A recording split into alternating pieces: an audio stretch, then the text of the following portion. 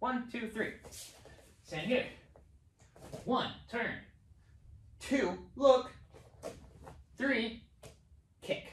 All right, now let me go ahead and I'm going to cover a few details on the actual kicking portion. So as I do this kick, I want to have my toes angled downwards. They're usually going to go about 45 degrees off. They don't have to be straight downwards, but I don't want them pointed.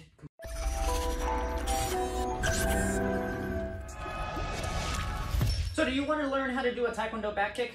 I'm going to show you in 3 easy steps how to do a Taekwondo back kick.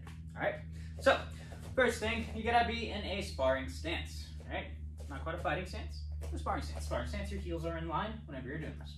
All right, so that's just going to be preparatory. It's not one part of the steps. All right, so the first step is going to be turning your heels towards your opponent. I'm imagining my opponent's that way. I'm going to turn my heels.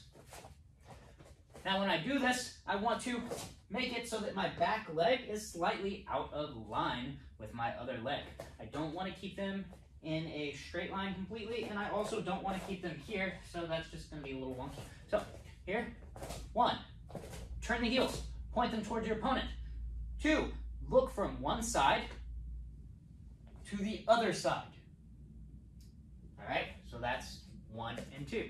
Let's do that again. Here, 1, turn your heels. Both my heels are pointed towards my opponent. Now, I'm looking over the shoulder currently that is with my leg closest to my opponent. I want to turn and look over my shoulder of the leg that is furthest away from my opponent.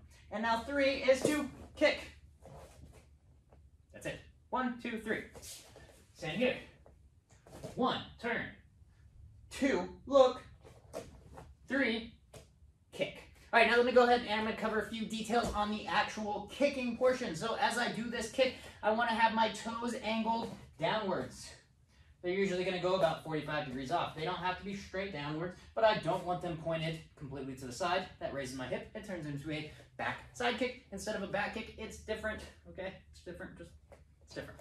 All right, so when you're doing that, and then the next thing that's a very common mistake when people do this is as they go for the kick, they typically reach with the ball of the foot like this. That's a no-no. Pull it back, flex at the ankle. You want your heel to be the first thing that makes contact. If our ball of the foot hits, what's going to happen is we're going to hit the ball of the foot and then our ankle is going to go into the flex position. It's kind of like the crumple zone in a car, right? It can still have a lot of impact, but it takes away some of the impact whenever we touch it. So it hits and then it kind of flattens, takes away that impact. It's not what we want. We want that hard thud of that heel hitting. So let's go ahead and recap. What are the steps? We're in a sparring stance. Step 1, turn both heels towards your opponent. 2, look over your other shoulder. 3, kick straight backwards. All right?